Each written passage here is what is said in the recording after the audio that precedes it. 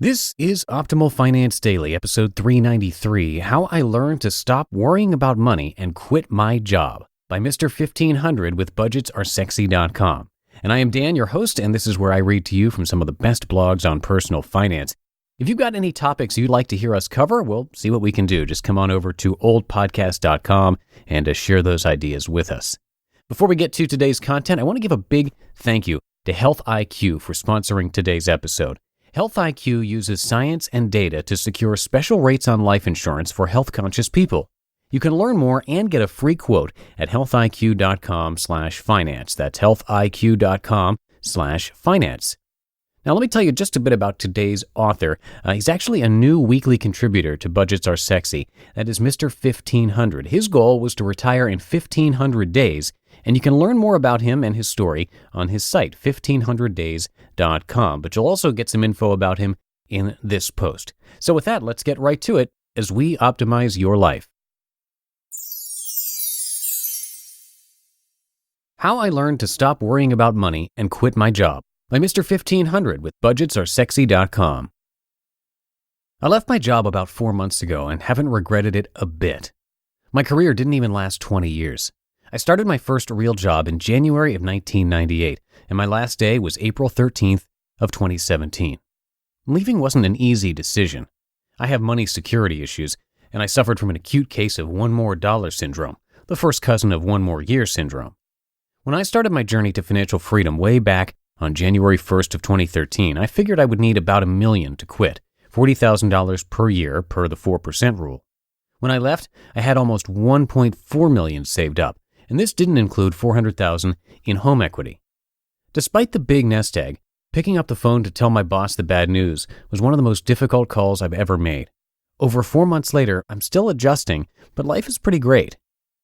How I Learned to Stop Worrying About Money and Quit My Job. The numbers part of retirement is easy. Figure out your annual spending and sock away enough to last a lifetime. The emotional part, not so easy. Here is how I learned to stop worrying and quit my job. Number 1, I'm frugal and flexible. I plan my retirement money needs according to the 4% rule, which has no shortage of detractors.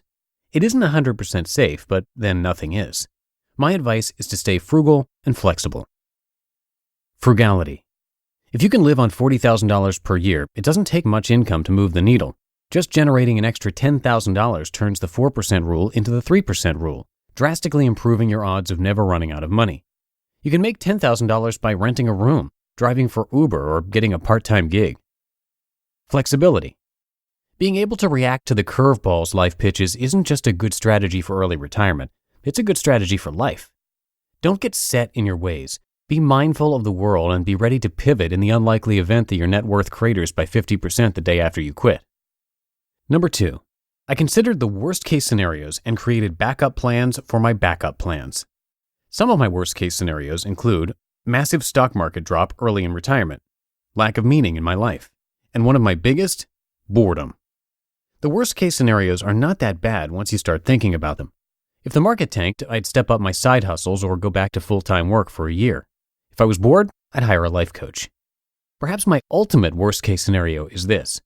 I die regretting all of the things I didn't get around to doing.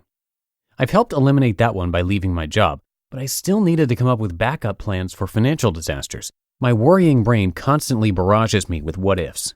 What if the stock market drops by 50%? What if health insurance costs $3,000 a month? What if my wife or I come down with a major illness? Here are my backup plans in order of mild, stock market drops 50%, to terror, in a temporary bout of insanity, I invest all of my money in an MLM and lose it all.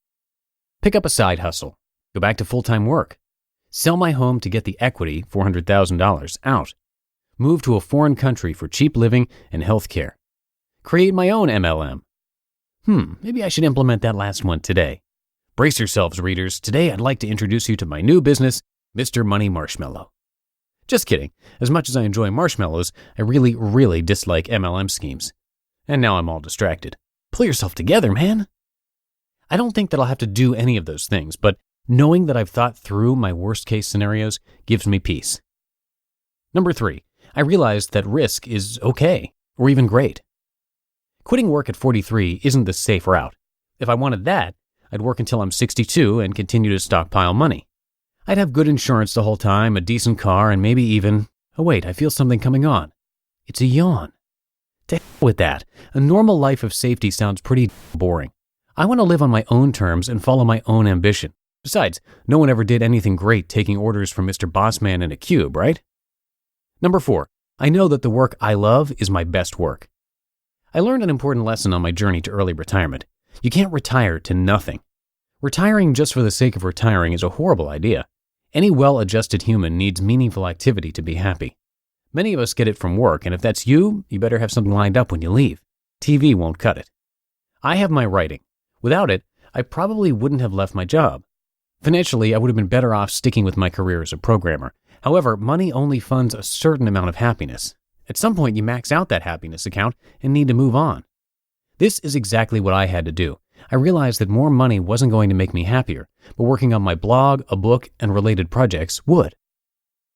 I should have done it sooner. Everyone says it, and here I am saying it too. I should have left my job sooner. Chances are, you'll say the same when it's time. Humans have a tendency to let their fears stand in the way of their dreams. We cling to worst-case scenarios to justify the chains that bind us. And to make it more difficult, leaving work before you're old and gray is still an unconventional concept. Humans are followers, and not many members of the herd leave their jobs early. But I can't tell you how much I'm enjoying my life now. Every day is different. This is how one played out earlier this week. Woke up at 5 a.m. Life is too good to spend it sleeping. Biked 20 miles up into the mountains.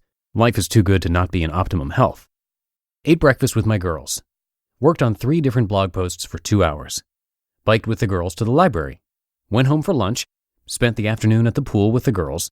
Polished up a chapter on a book I'm working on. Dinner. Family walk. Played Ticket to Ride with the family. I left my job about 4 months ago and haven't regretted it a bit. I encourage others who've already reached FIRE to strongly consider it too. You just listened to the post titled How I Learned to Stop Worrying About Money and Quit My Job by Mr. 1500 with budgetsaresexy.com. And by the way, if you were confused by that reaching FIRE comment at the end, FIRE, in all caps, stands for Financially Independent Retire Early. And before we go, a big thanks once again to Health IQ for sponsoring today's episode. Do you exercise 5 times a week? Then you deserve lower rates on life insurance. Health IQ uses science and data to secure special rates on life insurance for health-conscious people, including avid cyclists, runners, strength trainers, and more. They even have special policies for vegans. Now, research shows that if you frequently exercise with intensity, you have a 22% lower cancer risk, 56% lower heart disease risk, and up to 34% lower risk of early death. While historically life insurance companies do penalize you for family history, BMI, and other attributes, you don't get rewarded for being active and health conscious. And that's where Health IQ is different. Health IQ will reward you with special rates on life insurance, and you can get much more, you can learn more, and get a free quote using our link, healthiq.com/finance. That's healthiq.com/finance. That's going to do it for today. I will see you in the Thursday show tomorrow, where we will have a post from Mr. Money Mustache. So see you there, where your optimal life awaits. Hello, Life Optimizer. This is Justin Malik, creator and producer of this podcast, but also Optimal Living Daily, the show where I read to you from even more blogs covering finance, productivity, minimalism, personal development, and more from incredible bloggers like Derek Sivers, Zen Habits, Mark and Angel, The Minimalists, and all the ones you hear on this show too. So if you enjoyed today's episode and like taking amazing blogs on the go, come on over to Optimal Living Daily and subscribe to that one too. And together, we'll start optimizing your life. You've been listening to Optimal Finance Daily. Be sure to hit the subscribe button to stay up to date on each new episode and head to oldpodcast.com. That's OLDpodcast.com for a free gift as well as more actionable tips and resources to help you maximize your potential. Thanks for joining us, and remember, your optimal life awaits.